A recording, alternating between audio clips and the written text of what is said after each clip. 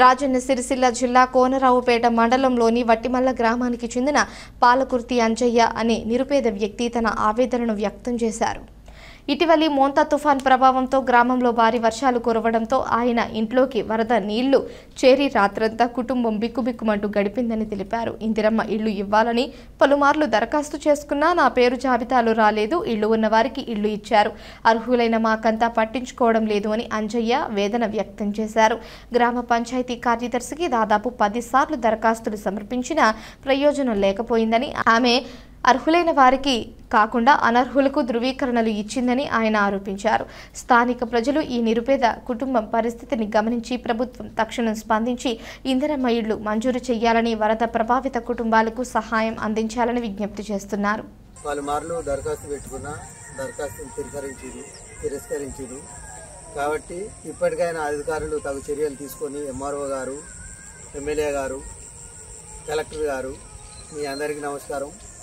ఇండ్లు ఉన్నవారికి ఇల్లు ఇచ్చారు. వట్టిమల్ల గ్రామంలో ఇల్లు లేదని పలుమార్లు గ్రామ పంచాయతీకి పోయి పంచాయతీ సెక్రటరీ గారిని కూడా అడిగిన, నాకు ఏ స్పందన లేదు. ఊళ్ళో కనీసం నేను ఒక ఓటర్గా కూడా నన్ను గుర్తించకుండా ఆవిడ నాతో ఒక మాట కూడా మాట్లాడలేదు. కాబట్టి ఈ కాంగ్రెస్ తీర్మాన కమిటీలో కూడా పేరు ఎత్తలే. ఏమనంటే రెండో సరికి పెడతా, సెకండ్ విడతకు పెడతాం, ఆ విడతకు పెడతాం, ఈ విడతకు పెడతాం, చాలా బాకీలు ఉన్నాయి. ఆ బాకీల బాధతో చీటీ డబ్బులు దాచుకున్నా. అయ్యా నాకు ఒక ఇల్లు కావాలని పలుమార్లు అందరి అధికారులకు చెప్పినా కానీ కూడా ఎవరు కూడా పట్టించుకోలే. చీటీ డబ్బులు రాగానే బాకీల వాళ్ళు వచ్చి నా డబ్బులు తీసుకున్నారు. వాళ్ళకు అప్పులు తీర్చేసినా. ఇప్పుడు నా దగ్గర డబ్బు లేదు, నాకు ఇల్లు కూడా లేదు. రాత్రి నుండి ఇప్పటి వరకు వర్షాల కారణంగా మా ఇంటిలోకి నీళ్ళు పోవడం జరిగింది. కావాలంటే దానికి సాక్ష్యం వరద నీరు వస్తుంది, మీరే చూసి.